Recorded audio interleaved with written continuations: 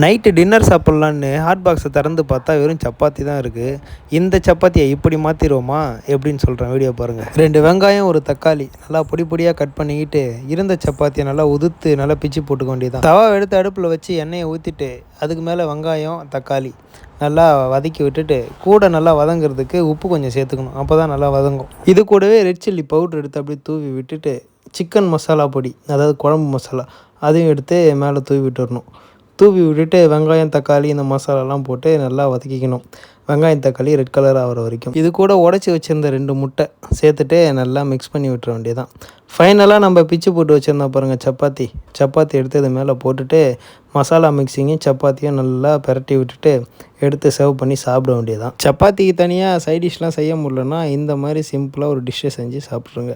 Masala chapati. Video பிடிச்சிருந்தால் like பண்ணிட்டு நம்ம சேனலையும் மறக்காமல் சப்ஸ்கிரைப் பண்ணிவிடுங்க.